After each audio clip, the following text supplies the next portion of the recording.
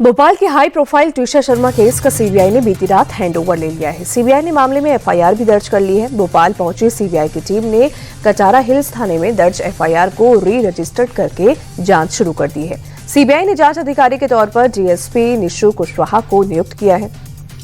CBI अब इस मामले में दहेज, हत्या, प्रताड़ना, साजिश और अन्य संभावित अपराधों की जांच करेगी।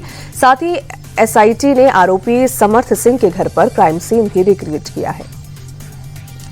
ट्विशा शर्मा केस में भोपाल पुलिस कमिश्नर का बयान सामने आया है। सीपी ने बताया कि आरोपी समर्थ सिंह से गहनता से पूछताछ की जा रही है। साथ ही आरोपी के बयानों का क्रॉस वेरिफिकेशन भी किया जा रहा है। पूर्व जज और आरोपी की मां गिरिबाला सिंह से पुलिस ने घर जाकर सवाल जवाब किए।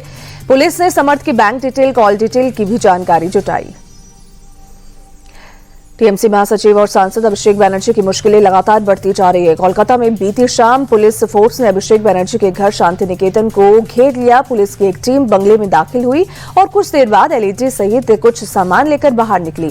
बताया जा रहा है कि पुलिस बंगले में लगे सीसीटीवी कैमरों की फुटेज अपने साथ लेकर गई है। अभिषेक बनर्जी के घर पर पुलिस का एक्शन कोलकाता नगर निगम की ओर से जारी किए गए एक नोटिस के बाद हुआ। नगर निगम ने अभिषेक के घर में किए गए अवैध निर्माण को हटाने के लिए नोटिस दिया था, जिसके 7 दिन की समय सीमा खत्म होने के बाद कोई जवाब नहीं मिलने पर पुलिस ने रेड की। अभिषेक बनर्जी के घर शांति निकेतन में पुलिस के एक्शन के बाद बंगाल की सियासत गर्मा गई है। टीएमसी के नेताओं ने आरोप लगाया कि बीजेपी सरकार बदले की कार्रवाई कर रही है। टीएमसी नेता सौगत रॉय ने कहा कि बंगाल में टीएमसी नेताओं के घरों पर रेड की जा रही है। अभिषेक बनर्जी के खिलाफ आरोप है कि जानकारी नहीं है, तो वहीं आरोप की जानकारी नहीं है। वहीं ममता बनर्जी ने सोशल मीडिया पर कहा कि बंगाल में बुलडोजर एक्शन नहीं चलेगा। ममता ने बुलडोजर एक्शन को स्टेट स्पॉन्सर्ड टेररिज्म करार देते हुए आंदोलन की धमकी दी।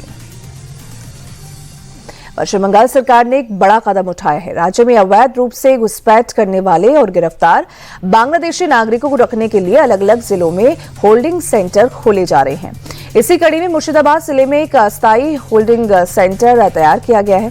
प्रशासन की ओर से की गई खास व्यवस्था के तहत इस नए सेंटर में अब तक 3 अवैध बांग्लादेशी नागरिकों को रखा जा चुका है, जहां सुरक्षा के कड़े इंतजाम किए गए हैं।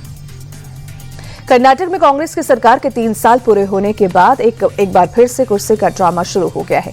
सीएम सिद्धरामैया और डिप्टी सीएम डीके शिवकुमार आज सुबह 11 बजे कांग्रेस आलाकमान से मुलाकात करेंगे। सीएम और डिप्टी सीएम ने आज दिल्ली में होने वाली बैठक की पुष्टि करी, लेकिन दोनों ने बैठक के एजेंडे की जानकारी से इनकार किया। हालांकि संभावना जताई जा रही है कि कर्नाटक से राज्यसभा की 4 सीट और एमएलसी की 9 सीट पर भी चर्चा हो सकती है। राहुल गांधी ने बिना किसी पार्टी का नाम लिए माना कि कांग्रेस की उदासीनता की वजह से दलित दल उभरे हैं। कांग्रेस मुख्यालय इंदिरा भवन में अनुसूचित विभाग के जिला कांग्रेस अध्यक्षों की बैठक में राहुल गांधी ने कहा कि 80 और 90 के दशक में कांग्रेस दलितों को लेकर उदासीन हो गई, उनके मुद्दों को तरजीह नहीं दी और इसी वक्त कांशीराम दलितों के आवाज बने। उन्होंने दलितों के लिए बेहतर भूमिका निभाई। इसी वजह से दलित जातिवादी दलों का उदय हुआ और दलित कांग्रेस से दूर हुए। ऐसे में अब हम चीजें बदल रहे हैं, दलित अब मुख्य भूमिका में होंगे। तमिलनाडु में जबरदस्त सियासी हलचल जारी है। एआईएडीएमके के अंदर आपसी घमासान बढ़ता जा रहा है। इस्तीफा देने वाले 3 एआईएडीएमके विधायकों का इस्तीफा स्वीकार हो गया है। तमिलनाडु विधानसभा अध्यक्ष ने तीनों विधायकों का इस्तीफा स्वीकार कर लिया, जिसके बाद खाली हुई 3 सीटों पर फिर से वोटिंग होगी। बताया जा रहा है कि तीनों विधायक टीवीके के टिकट पर चुनाव लड़ सकते हैं। केंद्रीय गृह मंत्री अमित शाह आज से भारत के बॉर्डर क्षेत्रों का दौरा करेंगे। अमित शाह राजस्थान, गुजरात, त्रिपुरा और पश्चिम बंगाल जैसे पश्चिमी और पूर्वी राज्यों की सीमाओं पर सुरक्षा तैयारियों की समीक्षा करेंगे। अमित शाह अपने दौरे की शुरुआत राजस्थान के बीकानेर से करेंगे, जहां आज सुबह 10 बजे बीएसएफ की सीमा चौकी सांचू जाएंगे।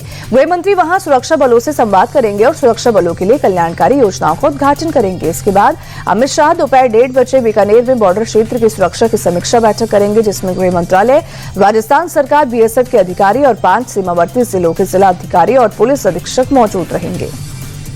केंद्रीय गृह मंत्री अमित शाह ने सोमवार की शाम पद्म पुरस्कार से सम्मानित हस्तियों के लिए डिनर का आयोजन किया। इस मौके पर अमित शाह ने पद्म अवार्ड से सम्मानित सभी 66 हस्तियों का स्वागत किया। अमित शाह ने सभी के पास जाकर उनसे मुलाकात की और बातचीत की। राष्ट्रपति भवन में पद्म पुरस्कार समारोह का आयोजन हुआ। राष्ट्रपति द्रौपदी मुर्मू ने देश की हस्तियों को पद्म पुरस्कार से सम्मानित किया। एक्टर धर्मेंद्र को मरणोपरांत पद्म विभूषण सम्मान से सम्मानित किया गया। हेमा मालिनी ने धर्मेंद्र को मरणोपरांत पद्म सम्मान लिया और इसके अलावा क्रिकेटर हरमनप्रीत कौर, उदय कोटक, भगत सिंह कोश्यारी समेत 66 हस्तियों को पद्म सम्मान दिया गया। आपको बता दें कि सरकार ने 25 जनवरी को 131 पद्म सम्मान का ऐलान किया था। पहले चरण में 66 हस्तियों को सम्मानित किया गया है। इबोला वायरस को लेकर केंद्र सरकार अलर्ट मोड पर है। स्वास्थ्य मंत्री जेपी नड्डा ने अधिकारियों के साथ हाई लेवल मीटिंग की। बैठक में इबोला की रोकथाम और मॉनिटरिंग की समीक्षा की गई। जेपी नड्डा ने एयरपोर्ट्स पर कड़ी स्क्रीनिंग के आदेश दिए हैं। आपको बता दें कि WHO ने इबोला वायरस को ग्लोबल हेल्थ इमरजेंसी घोषित किया है। भारत में भीषण गर्मी के बीच आज मानसून दस्तक देगा। मौसम विभाग के मुताबिक दक्षिणी पश्चिमी मानसून आज केरल के तटों तक पहुंच जाएगा, जबकि इसके आने की सामान्य तारीख 1 जून होती है। मौसम विभाग ने 27 से 30 जून तक दिल्ली NCR में मानसून के पहुंचने की संभावना जताई है, जबकि यूपी में 15 से 25 जून के बीच और बिहार में 12 से 15 जून के बीच मानसून के आने की संभावना है। मौसम विभाग ने पूर्वी यूपी में 27 मई और राजस्थान में 28 और 29 मई को गरज बिजली और तेज हवाओं के साथ बारिश होने की संभावना जताई है। अहमदाबाद में बैंक ऑफ बड़ौदा की करेंसी चेस्ट से 8 करोड़ 70 लाख रुपए की सनसनीखेज चोरी का मामला सामने आया। वारदात को अंजाम देने वाला कोई बाहरी नहीं बल्कि बैंक का ज्वाइंट कस्टोडियन हरसिद कडियार है। आरोपी ने 13 जनवरी की रात कबाड़ फेंकने के बहाने बॉक्स में कैश भरा और सुरक्षा कर्मियों को चकमा देकर फरार हो गया। लेकिन अब सीसीटीवी फुटेज उसके खिलाफ सबसे बड़ा सबूत बन चुका है। पुलिस पूरे मामले की गहराई से जांच कर रही है। यूपी एसटीएफ को ड्रग्स तस्करों के खिलाफ बड़ी कामयाबी मिली है। एसटीएफ ने दिल्ली NCR के कॉलेजों में पढ़ रहे छात्रों को टारगेट करने वाले एक बड़े ड्रग रैकेट का पर्दाफाश किया है। पुलिस ने गिरोह के मुख्य सदस्य गौरव खन्ना को ग्रेटर नोएडा के परी चौक से गिरफ्तार किया। ये शातिर गिरोह डार्क वेब और सोशल मीडिया पर कम्युनिटी ग्रुप बनाकर काम कर रहा था। आरोपी गाजियाबाद का रहने वाला है, जो डार्क वेब के जरिए इंपोर्टेड ड्रग्स, ओजी और चरस गांजा जैसे नशीले पदार्थों की तस्करी करता था। बकरीद को देखते हुए मुंबई पुलिस अलर्ट मोड पर है। सीएम देवेंद्र फडणवीस के आदेश के बाद पुलिस ने मुंबई के सभी संवेदनशील इलाकों में सुरक्षा बढ़ा दी है। इसी कड़ी में मुंबई के अंधेरी इलाके के सबसे सेंसिटिव एरिया मोगरापाड़ा में पुलिस ने भारी बल के साथ रूट मार्च निकाला। इसके अलावा डोंगरी और सर जेजे मार्ग पुलिस ने अपने अपने इलाकों में फ्लैग मार्च कर सुरक्षा व्यवस्था का जायजा लिया। पंजाब के पठानकोट में लूट के इरादे से आए बदमाशों से एक युवक अकेले ही भिड़ गया। सैलून में काम करने वाले लकी से बाइक सवार 2 बदमाशों ने हथियार दिखाकर आईफोन और कैश लूट लिया। लेकिन जब बदमाश दोबारा हमला करने लौटे तो लकी ने गजब की बहादुरी दिखाई। उसने जमीन से ईंट उठाकर बदमाशों पर दे मारी, जिससे एक बदमाश नीचे गिर गया। हालांकि धारदार हथियार होने की वजह से बदमाश भागने में कामयाब रहे। ये पूरी घटना सीसीटीवी कैमरे में कैद हो गई, जिसके आधार पर अब जांच की जा रही है।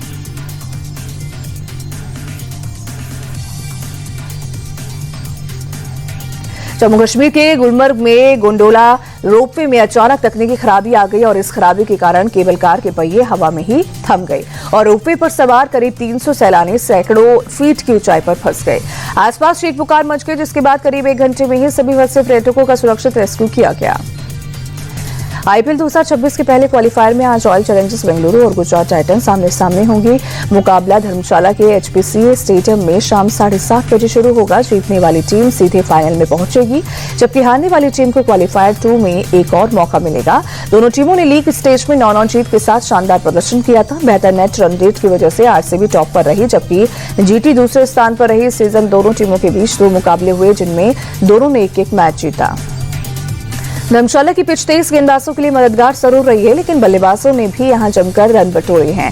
HPCA स्टेडियम में खेले गए तीनों मुकाबलों में पहली पारी का स्कोर 200 रन या उससे ज्यादा रहा, जिससे साफ है कि शुरुआती चुनौती पार करने के बाद बल्लेबाजी आसान हो जाती है। धर्मशाला में तेज गेंदबाजों को नई गेंद से लगातार स्विंग और अतिरिक्त उछाल मिलती है। RCB के पास भुवनेश्वर कुमार और जोश हेजलवुड जैसे स्विंग और हार्ट लेंथ विशेषक हैं, जबकि गुजरात के पास रबाड़ा और प्रसिद्ध कृष्णा जैसी तेज रफ्तार गेंदबाजी है। फीफा वर्ल्ड कप 2026 के लिए स्पेन ने 26 सदस्यीय टीम का ऐलान कर दिया है। फिटनेस संबंधी चिंताओं के बावजूद लामिन यामल को टीम में शामिल किया गया है, जबकि पैर में फ्रैक्चर होने की वजह से मिडफील्डर फर्मिन लोपेज टीम से बाहर हैं। फीफा वर्ल्ड कप 2026 की शुरुआत 11 जून से होगी। World cup tournament USA, Mexico और कनाडा में होगा। स्पेन की टीम अपना पहला मैच 14 जून को केप वर्डे के खिलाफ खेलेगी। स्पेन को ग्रुप H में केप वर्डे, सऊदी अरब और उरुग्वे की फुटबॉल टीमों के साथ रखा गया है।